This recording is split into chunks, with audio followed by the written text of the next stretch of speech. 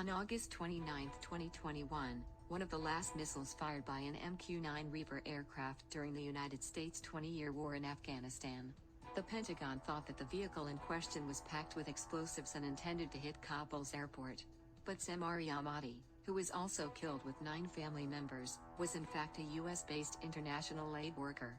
My brother, nephews, and children were all among the deceased. Drones were marketed to the public as the end of collateral damage and hazardous military assaults under the Obama administration. Simply said, these attacks have prevented deaths. However, hundreds of non-combatants have been killed in US drone strikes during the last 2 decades. The person utilizing these technologies won't take as much care beforehand as they would if their life was on the line.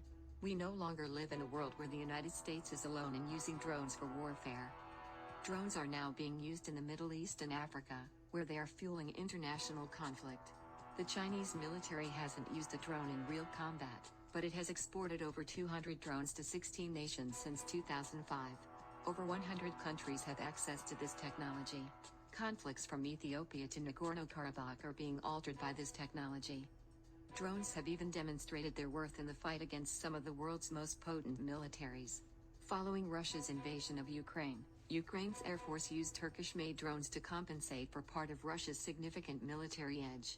Drug cartels and terrorist organizations may now acquire weaponized drones thanks to the ease with which they can be obtained. The danger of AI-driven warfare is that as it becomes more advanced, there's a worry about so-called slaughter bots that could identify and kill targets without human involvement. In 2021, the United Nations announced what may be the first example of a completely autonomous drone being used in a war, in Libya's civil conflict. One of the most common misconceptions about this topic is that it is a sci-fi problem or one for tomorrow. It is an issue right now, as more nations and non-state actors obtain access to drones. How will they transform combat both on and off the battlefield? And as the rise of autonomous weapons continues, can we trust machines to kill? Following the September 11 terrorist attacks and the ensuing war on terror, the use of unmanned aircraft by the US military increased. These conflicts were ideal for drone usage because they allowed you to follow individuals for a lengthy period of time, watch and monitor the ground, and surveil and observe people from above. Drones are particularly useful in situations like these. Drones were marketed as a method to capture terrorist leaders without endangering soldiers' lives. Drones are capable of being extremely precise in terms of technology. They have the ability to gather a lot of information about their targets before striking them down. However, when compared to air powers used during World War II, which destroyed whole cities in Europe and Asia with carpet bombing, precision weapons capacity for much more targeted applications of force has greatly advanced. But they are as specific as the information supplied to its pilots. This can have terrible consequences, just like the airstrike on Samari Ahmadi in Afghanistan. There was no doubt that the drone targeted exactly this person, but it was instead someone else entirely. So there was no issue of precision. It was a question of intelligence, and the intelligence wasn't good enough. Confirmation bias can occur as a result of faulty information. What the Pentagon believed were explosives may have been water canisters. You witnessed this person performing actions that seem to be terrorist in nature. So everything is viewed through the prism of, this is the terrorist. This is the individual we're searching for.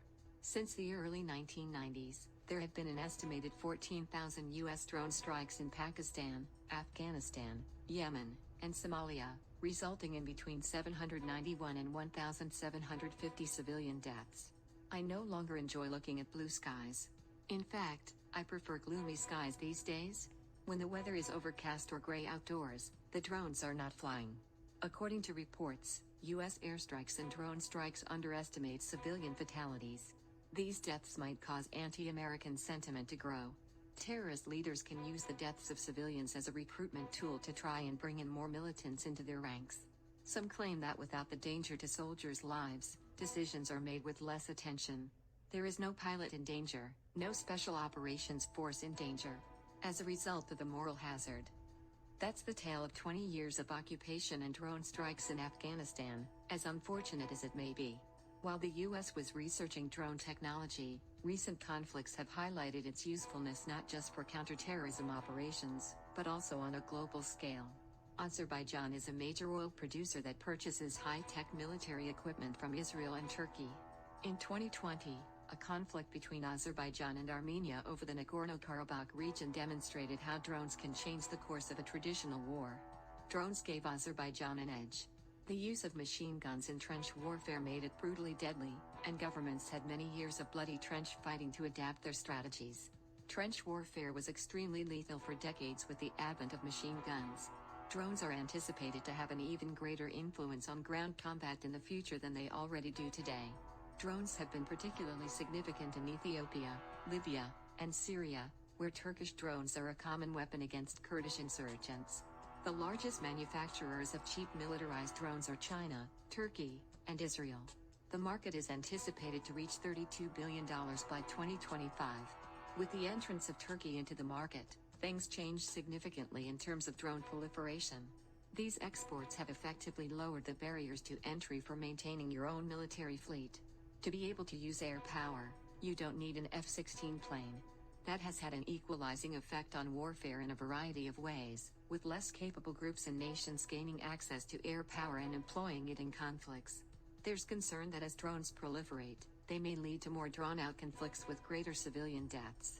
I believe that these drones will make it too simple for these conflicts to continue at a low-intensity level, since there is less financial burden associated with utilizing such technology. Non-state actors including drug cartels and even terrorist organizations are increasingly using armed drones. ISIS new propaganda videos appear to show armed drones dropping explosives on Iraqi troops with dead center accuracy. It won't have the same range and payload as an American Reaper, but it will be disruptive enough. Drones are now being used in political assassinations. It was thought to be firework rockets at first, but it was actually a drone bombing, an audacious attempt on Venezuelan President Nicolás Maduro's life. The ready accessibility of drones, as well as the ability to arm them with rudimentary DIY weapons, suggests that this will become a more serious danger in the future. The invention of gunpowder and nuclear weapons revolutionized warfare. Autonomous weapon systems might be the next upheaval in war, and drones will have an important role. Drones can fly high above battlefields, swooping in and targeting targets they identify on their own or at the command of a human. They can also do so later with more artificial intelligence incorporated into drones. This isn't limited to science fiction. The United Nations has said that Libya's interim government used a lethal autonomous drone strike against rival Haftar troops in 2020, which may be the first time this has happened. The Kargu 2 quadcopter drones may have carried out their mission independently of any human guidance. So in the decision to kill a target, identify that target, choose that target, and engage that target, an algorithm rather than a person made the decision. Because technology develops and improves, drones and robotics will become a potentially more efficient method of utilizing force, which many nations will be interested in adopting. And there are plenty of people concerned. What happens when a predator drone has the same level of autonomy as a self-driving automobile? Are we comfortable delegating critical life and death judgments to machines on the field? Not everyone is in agreement as to how autonomous the Libyan drones are. But it's clear that greater autonomy will lead to a quicker pace of combat. Artificial intelligence's introduction into warfare may speed up the rate of war in the long run. This might be frightening, since it might indicate that conflict is waged in a way that is beyond human control. The United States has committed billions of dollars to the development of autonomous weapon systems, also known as slaughter bots. You can build a weapon like this to target a specific person depending on their gender, age range, and race. So this raises a slew of new issues in the non-military world. You have to consider issues such as an arms race between different nations, unintended military confrontations, and even unintended wars. The future of automated military equipment is still undecided. In December, a UN agreement to ban autonomous weapons failed. We're at a turning point in our consideration of whether or not we'll have drones in the future, and if so, how they will operate. And I believe that the international governance debate is at the core of this situation. The treaty has banned some of the world's most inhumane weapons, such as landmines and incendiary bombs. Landmines and incendiary weapons have been limited by the convention. The method that authoritarian governments might use autonomous technology and robotics to violate human rights and oppress their people is a significant issue that we must consider. Drones and autonomous weapons will be able to participate in future conflicts, but they will play a significant role. If no one was responsible for causing death during war, how would things change? Would force be used more freely in battle? And what would this say about us as a people if no one was held accountable for the outcomes of conflict?